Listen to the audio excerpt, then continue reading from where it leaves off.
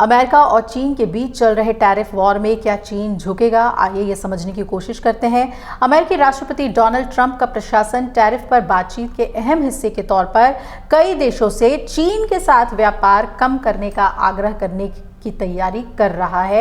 ऐसी रणनीति अमेरिका बना चुका है। अब उसकी योजना यह है कि वो चीनी विनिर्माण क्षमताओं को सीमित करने के लिए उपाय करे ताकि बीजिंग को ट्रंप का टैरिफ दरकिनार करने के तरीके खोजने से रोका जा सके। इस बीच गुरुवार को अमेरिका और जापान मंत्री स्तरीय वार्ता में अमेरिकी टैरिफ पर ज्यादा चर्चा के लिए सहमत हो गए हैं। जापान टाइम्स के एक रिपोर्ट के मुताबिक ट्रंप के मुख्य आर्थिक सलाहकार अन्य देशों से चीन के साथ घनिष्ठ संबंध रखने वाले देशों के साथ आयात पर दोतरफा टैरिफ अनिवार्य रूप से मौद्रिक दंड लगाने के प्रस्ताव पर विचार कर रहे हैं और इसका कारण अमेरिकी व्यापारिक भागीदारों को चीन से अतिरिक्त सामान लेने से बचने के लिए प्रोत्साहित करना है।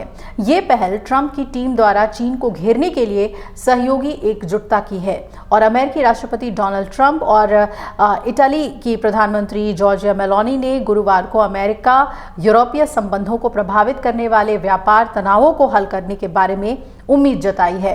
आपको बता दें कि व्हाइट हाउस में दोपहर के भोजन से पहले ट्रंप से मेलोनी ने कहा कि मुझे यकीन है कि हम एक समझौता कर सकते हैं, इसलिए मैं यहां आई हूं।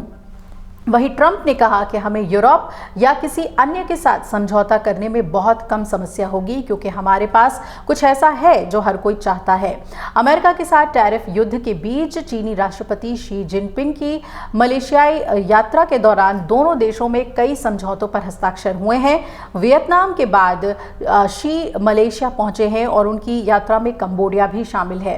अब जिनपिंग ने यहां पर चीन मलेशियाई संबंधों के नए स्वर्ण युग की घोषणा भी कर दी है। मलेशिया के राजा ने एआई सहित अलग अलग क्षेत्र में चीन के साथ नए सहयोग की घोषणा की है। मलेशियाई संचार मंत्री फहमी फदजिल ने कहा कि दोनों देशों में कुल 31 समझौते वाले ज्ञापन हस्ताक्षर हुए हैं, यानी कि MOU साइन किए गए हैं, जो कि इतिहास की सबसे बड़ी उपलब्धि है। इससे पहले गुरुवार को जापानी आर्थिक पुनरुद्धार मंत्री अकाजावा रयोसेई ने अमेरिकी समकक्षियों के साथ व्यापार वार्ता का पहला दौर आयोजित किया। अकाजावा ने कहा कि राष्ट्रपति ट्रंप ने ये इशारा दिया है कि टैरिफ शुल्कों पर जापान के साथ वार्ता को सर्वोच्च प्राथमिकता दी जानी चाहिए। व्हाइट हाउस में एक सत्र में वार्ताकारों में खुद शामिल हुए अमेरिकी राष्ट्रपति डोनाल्ड ट्रंप ने इस बैठक को एक बड़ी प्रगति बताया और कहा कि व्यापार पर जापानी प्रतिनिधिमंडल से मिलना एक बड़ा सम्मान था। अकाजावा ने अमेरिकी वित्त मंत्री स्कॉट बेसेंट और व्यापार प्रतिनिधि जेमिसन ग्रीर से चर्चा में टैरिफ पर भी बातचीत की।